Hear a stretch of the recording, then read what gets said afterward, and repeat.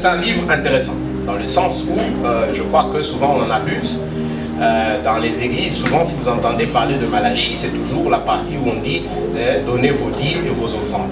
La vérité, c'est que le livre de Malachie, son point principal, ce n'est pas les offrandes ni la dîme. Là, c'est vrai, il en parle. Et on peut apprendre de ça. Et on verra, on reviendra sur ce point. Mais ce n'est pas ça son point principal. Son point principal, c'est répondre à la question de quand Dieu devient absent, ou du moins semble absent, semble insoucieux, semble décevant. En fait, Malachie parle à des Israéliens, des Israélites plutôt, des Juifs qui, comme vous le savez, ont eu les prophètes, les grands prophètes, Jérémie, Ésaïe et les autres, qui les ont avertis, qui leur ont dit, comme vous n'écoutez pas la parole de Dieu, comme vous ne voulez pas marcher selon les voies de Dieu, Dieu va vous envoyer à l'exil. Dieu va envoyer un peuple dominé sur vous. Et c'est vrai, les Babyloniens sont venus, les Assyriens sont venus et ils les ont amenés en exil. Et quand vous revenez, vous avez maintenant le peuple qui rentre, Ezra, Néhémie et tous les autres. Le peuple rentre sous Cyrus et ils pensent que maintenant,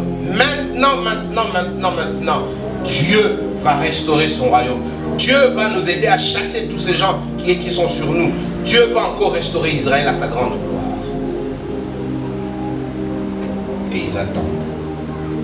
Et ils attendent. Au moment où Malachie écrit, ils sont sous emprise des Perses. Ils sont encore gouvernés par des étrangers. Leur temple qu'ils ont construit est un petit temple qui ne fait pas peur. Et ils ont l'impression que Dieu n'est pas réel là où ils sont. Ils ont l'impression que Dieu les a abandonnés. Ils ont l'impression que toute cette histoire qu'on leur a racontée, ça c'est Daniel et Esther, toute cette histoire qu'on leur a racontée, c'était un mythe. Maintenant ils sont face à la réalité. Et la vraie réalité, c'est que cette histoire, ça n'a pas de valeur.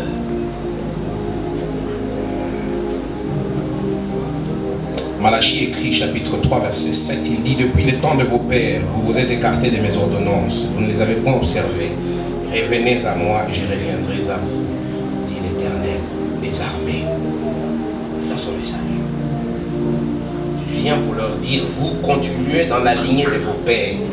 Je suis un Dieu disposé à vous avoir de nouveau.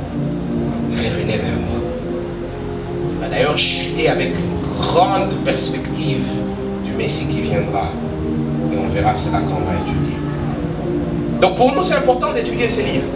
Parce que dans vos vies individuellement, dans nos vies collectivement, il suffit juste de sortir de cette salle et de regarder le pays où nous sommes. Je ne sais pas si vous êtes comme moi, mais des fois je regarde, je suis les activités de ce pays et je me dis, mais Dieu, tu es où? Est-ce que réellement tu es là? Ou alors c'est une histoire qu'on nous a apprise. Il y a des gens que je connais qui continuent à croire, c'est comme entre guillemets on dit, Karl Marx a dit que la religion c'est l'opium du peuple. Pour endormir les gens, ils disent on nous a donné des Bibles. Et si vous êtes honnête, vous allez dire oui, quand vous regardez la réalité autour de vous, quand vous regardez peut-être votre propre vie, il y a ce sentiment d'un Dieu absent, il y a ce sentiment d'un Dieu qui déçoit, il y a ce sentiment d'un Dieu qui n'agit pas comme vous voudriez qu'il agisse. Je sais que vous n'allez pas le dire à haute voix parce que les églises ici chez nous ne sont pas connues comme des espaces où quelqu'un peut dire ouvertement ce qu'il pense et surtout s'il est en train de remettre en question la foi. Pourtant la Bible elle est claire, Malachie parle à un peuple qui a abandonné les rites religieux, qui a négligé les offrandes, qui a négligé le temple parce que ce peuple se dit ça sert à quoi? Ça sert à quoi toute cette histoire? Peut-être c'est votre cas. Peut-être c'est le cas de quelqu'un que vous connaissez. Ce matin, j'espère, on va commencer le début de la réponse. Et la grande réponse de Dieu, c'est que vous n'avez pas compris. Et il parle aux Israéliens, il dit, vous n'avez pas compris. Vous n'avez pas compris que mon amour est au-delà de vos circonstances.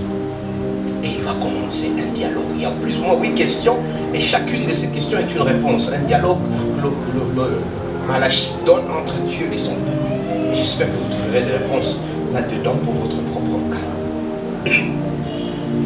Pour ce matin, la première et la plus importante, c'est que Dieu dit, je t'ai aimé. Et le peuple dit, mais tu m'as aimé comment? Et Dieu dit, je t'ai aimé parce que je t'ai choisi. Tous les peuples de la terre, je t'ai choisi. C'est une doctrine qui gêne les gens. La doctrine de l'élection. Et nous, on n'a pas peur de le dire, on n'a pas honte de le dire parce qu'on y trouve du confort. Un chrétien dans le fait, dans la doctrine de l'élection, il trouve du confort. Un chrétien comprend que si Dieu m'a choisi, c'est pas parce que je suis spécial, c'est pas parce que j'ai fait quoi que ce soit, c'est l'expression non seulement de son amour, mais de sa grâce et mieux encore de sa gloire. Parce que ce Dieu est capable de choisir les gens les plus faibles du monde et d'en faire les outils de son royaume. Ça devient une source de responsabilité.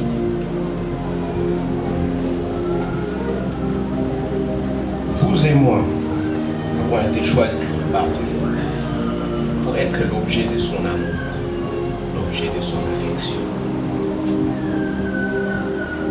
Un amour et une affection que nous ne méritions pas, que nous recevons gratuitement en Christ Jésus. Votre salut n'est pas l'œuvre du hasard, et pire encore, n'est même pas votre œuvre. C'est une réaction au grand plan de Dieu pour vous, mais mieux encore au grand plan de Dieu pour l'humanité. Mon but ce matin, c'est, j'espère, que si vous comprenez que Dieu vous aime, qu'il vous a choisi pour que vous soyez l'objet de son amour, vous n'allez plus baser les tests de l'amour de Dieu sur vos circonstances. Quelles que soient vos circonstances, vous direz, je sais qu'il m'aime. Et on l'a chanté ici. Je vois la croix, je sais qu'il m'aime. Quelles que soient mes circonstances. Et cela me donne non seulement le confort, mais la force et le privilège, l'audace d'aller aussi chercher d'autres que je sais qu'il a choisi. La première des questions, c'est le verset 1. Lisez moi avec le verset 1. Et il dit, oracle, parole de l'Éternel à Israël par Malachie. Avant qu'on entre dans le vif du sujet, c'est important de comprendre, mais je crois que pour notre société, c'est important d'y toucher. Il dit oracle. Oracle, c'était quoi? Tu veux regarder? Dans un dictionnaire biblique, on vous dira. Dans plusieurs autres endroits, on a utilisé les mêmes mots dans la langue originale. C'est un poids. C'est un message qui pèse. Souvent, ce n'est pas nécessairement un bon message, mais c'est un message qui pèse. C'est un message particulier. C'est un message adressé à quelqu'un de spécifique. Et le verset premier nous le dit. C'est l'oracle, c'est un message, c'est la parole de Dieu adressée à Israël. Là, le mot Malachie, il y a beaucoup de débats sur ça, moi je ne vais pas revenir sur ça, mais le mot Malachie peut aussi être le diminutif d'un autre mot hébreu qui veut dire messager. Et donc Dieu envoie un messager pour porter son message, pour porter sa parole à Israël. Vous savez, le Dieu de la Bible, les gens le comprennent mal, mais c'est un Dieu qui se révèle à son peuple, qui se révèle d'une manière individuelle, d'une manière personnelle. On le voit dans les livres. Dieu est en train de répondre à des questions. Non. Vous avez été à l'école comme moi, n'est-ce pas? Combien de fois, monsieur le maître dit 1 plus 1 égale 3? Vous voyez un enfant qui lève les doigts et qui dit non, monsieur le maître, 1 plus 1 égale 2. Quel est ce maître-là qui dit, bon, explique-moi comment tu as trouvé 2? Vous avez été dans nos écoles, non? Qu'est-ce qui se passe? Dis, comment tu peux remettre en question ce que j'ai dit? Viens ici. Si tu as de la chance, c'est les doigts qu'on tape. Généralement, ce ne sont pas les doigts. Chez nous, ici, quand quelqu'un est en position d'autorité, vous le savez bien, quand il a dit ces paroles d'évangile, on ne remet pas en question. Mais regardez le Dieu, créateur de l'univers, à plusieurs reprises, on l'appelle le Dieu, le Dieu souverain, le Dieu des armées, le Dieu qui règne sur tout. Mais il se prête à un jeu de questions-réponses avec son peuple. Verset 2, comment tu nous as aimés? Israël, comment tu peux poser des questions comme ça à Dieu? Le gars peut t'écraser. Mais Dieu se prête. Il dit, je t'ai aimé. Et regarde la preuve. Le Dieu de la Bible, ce n'est pas un Dieu. Les gens pensent, quand vous parlez aux gens, les gens pensent que le Dieu de la Bible, c'est un Dieu qui est là, qui a créé l'humanité, et puis il est très très très loin. C'est comme ça qu'aujourd'hui on a beaucoup de soi-disant prophètes et apôtres et tout le reste, parce que ce sont eux qui sont entre Dieu et vous. Et c'est à eux que vous venez prier pour moi pour que Dieu m'agrée, prier pour moi pour que Dieu m'écoute, prier pour moi, prier pour moi. Non, le Dieu de la Bible n'est pas comme ça. Et bien, on est au maire, on dit à casa, priez pour moi, et puis qu'est-ce que Dieu a dit? Le Dieu de la Bible n'est pas comme ça. Et ce n'est même pas dans le Nouveau Testament. Moi, je suis en train d'enseigner dans quel livre? C'est l'Ancien Testament. Non, Dieu parle à Israël. Dieu envoie son message avec son messager, avec un message particulier à Israël. Et tout le livre de Malachie devient un ping-pong. Israël dit, Dieu dit. Israël dit, Dieu dit. C'est un Dieu qui se révèle d'une manière individuelle et personnelle. C'est un Dieu qui veut que vous le connaissiez personnellement. C'est un Dieu qui a déjà tout fait pour que vous sachiez qui il est à titre personnel. C'est un Dieu qui n'est pas très loin là-bas, qui est peut-être le plus proche que vous le pensez. C'est ça le Dieu de la Bible. Et pour l'entendre, vous n'avez pas besoin de passer par d'autres médiateurs. Pour qu'il vous parle, vous n'avez pas besoin de Nicolas. Non, il s'est révélé. Hébreux chapitre 1 nous le dit. Venez avec moi dans le livre d'Hébreux chapitre 1.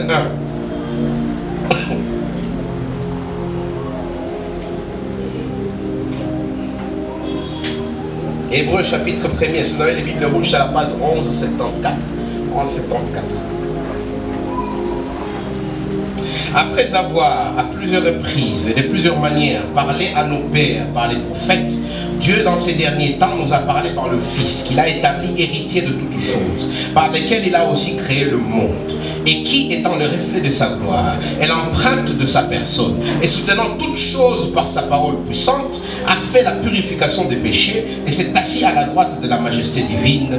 Ça, je vous dis. Il nous dit non seulement le statut du Christ, le statut que Jésus a aujourd'hui, mais il nous dit quelque chose d'important. Dieu a parlé. Dieu a parlé d'une manière personnelle.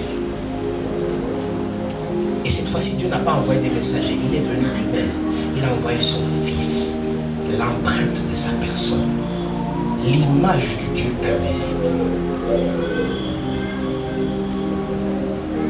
Quand l'ange vient parler à Joseph,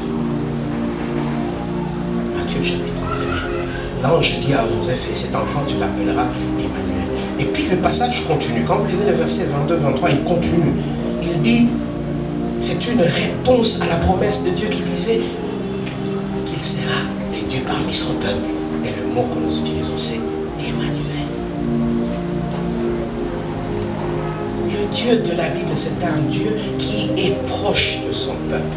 C'est un Dieu qui s'est révélé personnellement au travers son Fils Jésus. Et aujourd'hui, au travers de sa parole.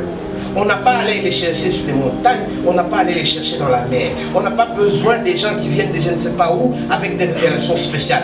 Non, ce Dieu, en lisant sa parole, vous pouvez le connaître personnellement et individuellement. Il a déjà tout mis à votre disposition pour que vous le connaissiez.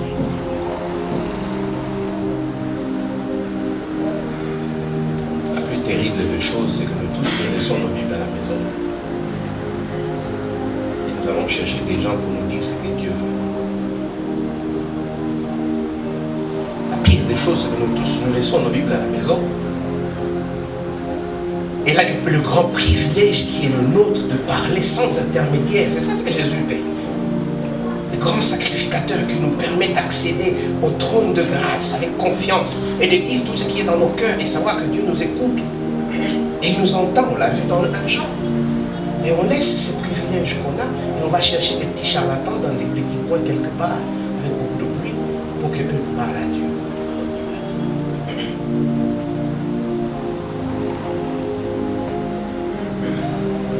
C'est le premier point. J'espère, mes frères et sœurs, que vous comprenez le privilège que nous avons d'avoir cette Bible en main. La grâce que nous avons d'avoir Christ et le rôle que Christ nous permet d'avoir, d'être proche de Dieu. Il y a une chanson, quel ami fidèle et tendre que nous avons en Jésus. Christ. Et quelque part, il dit, nous portons des fardeaux inutiles. Tout ça pourquoi? Parce que nous ne savons pas aller vers Dieu dans la prière. Nous parlons à Dieu dans la prière et Dieu nous parle au travers de sa parole. Et ça, on le voit même dans l'Ancien Testament. Le Dieu de la Bible, ce n'est pas un Dieu mystico-religieux qui se cache quelque part et qui joue au cache-cache, qui vous demande de tuer des poissons et des je ne sais pas quoi, des chèvres pour l'approcher. Non, le Dieu de la Bible, il est là, il veut. Vous vous souvenez de la parabole de l'enfant prodige? Le père, il était assis sur son balcon et il attendait que son fils revienne. C'est une belle image de Dieu qui attend que tu reviennes, qui attend que tu rentres et qui a déjà mis tout à ta disposition. Il a permis que son fils meure à la croix pour toi. Il a balisé le chemin pour que tu rentres à la maison. Et en tout cas, il ne t'attend pas avec un fouet. Il veut que tu lui parles. Et il veut que tu l'écoutes. Mais malheureusement, on doit le dire. Ça, ce n'est pas le Dieu qu'on enseigne dans nos églises. Souvent, dans nos églises, on enseigne un Dieu qui passe par le pasteur Nicolas. Et ça, c'est pas le Dieu de la Bible.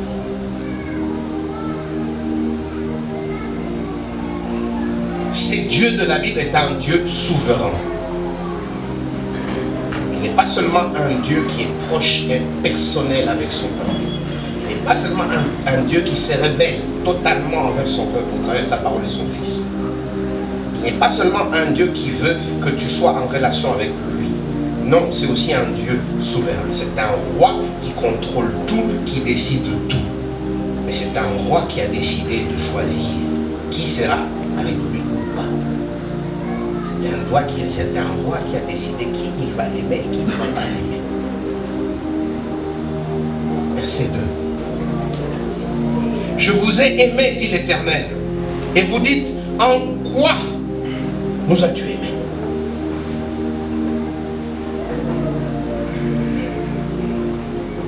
Nous, quand on était jeunes, on écoutait Kofi. Je vois Kofi est toujours aujourd'hui. Il ne veut pas prendre sa retraite. Je ne sais pas pourquoi. Je ne sais même pas qu'est-ce que les jeunes aujourd'hui écoutent. Nous, en tout cas, c'était Kofi. Quelque part, Kofi dit, l'amour n'existe pas. Il n'existe que des preuves d'amour. Alors nous, quand on était jeunes, on utilisait ça. Tu dis même, où est la preuve?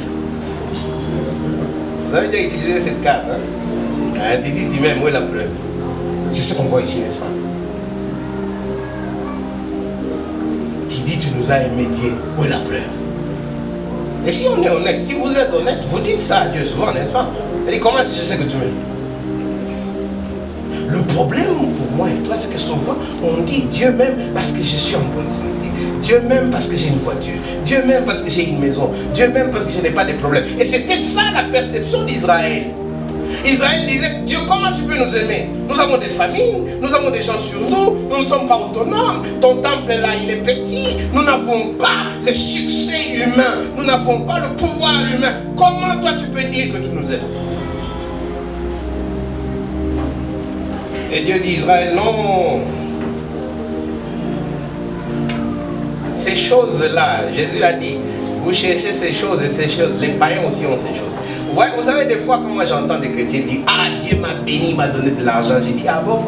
Tu sais combien de musulmans sont des milliardaires? Il y a des gens qui se mettent devant les autres et disent, non, la bénédiction de Dieu, c'est l'argent. J'ai dit, donc Osama bin Laden, il est au ciel, le fils de Dieu, après Jésus. Tous ces musulmans-là qui ont de l'argent. Non, c'est pas ça. Dieu dit à Israël, non, mon amour se manifeste d'une autre façon. C'est vrai, je te bénis, physiquement, matériellement, mais mon amour, il est plus grand que ça. Il écoute. Esaü n'est-il pas frère de Jacob? Dit l'Éternel. C'est pas j'ai aimé Jacob. Et j'ai eu de la haine pour Esaü. J'ai fait des montagnes de ces montagnes une solitude. Et j'ai livré son héritage au chacal du désert. Si Édom me dit, Édom c'est un autre nom pour Esaü, nous sommes détruits, nous nous relèverons de nos ruines.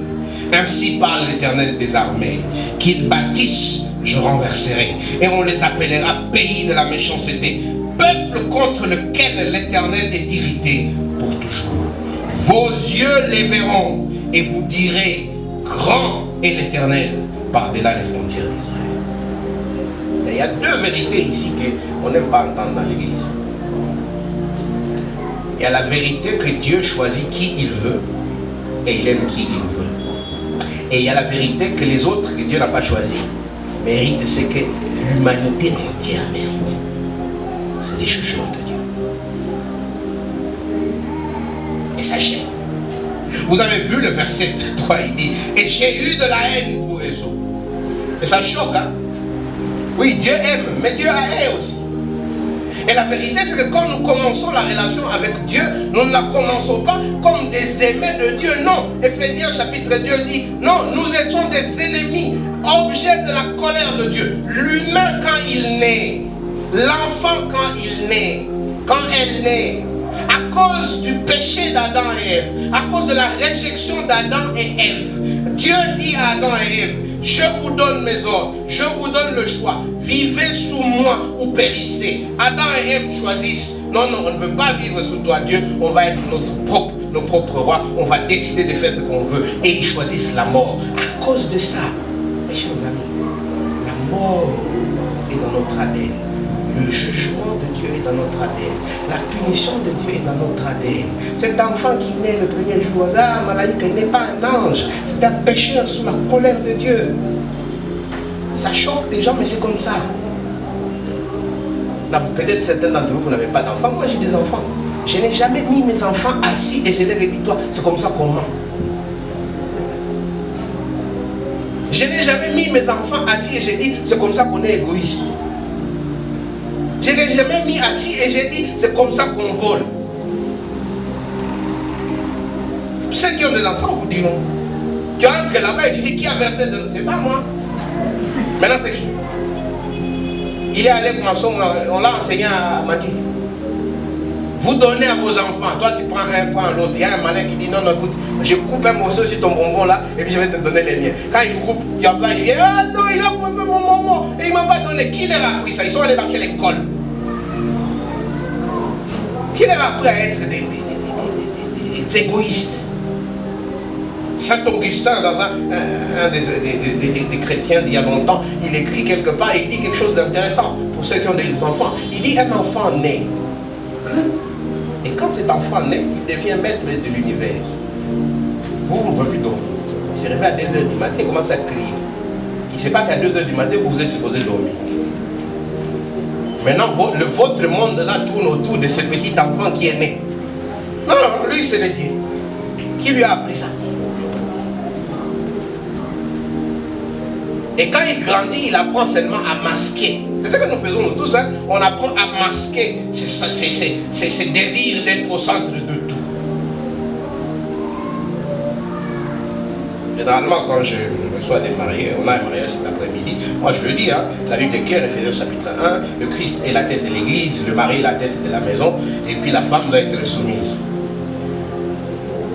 99,99% des conseils de mariage qu'on reçoit généralement, c'est quoi? Le mari ne veut pas se soumettre à Christ, c'est-à-dire il ne veut pas aimer sa femme comme le Christ aime l'église, ou la femme ne veut pas se soumettre à son mari. On apprend à cacher. Mais à la fin, on veut être nos propres rois, on veut être nos propres seigneurs, on veut être nos propres Christ. Et la Bible appelle ça le péché.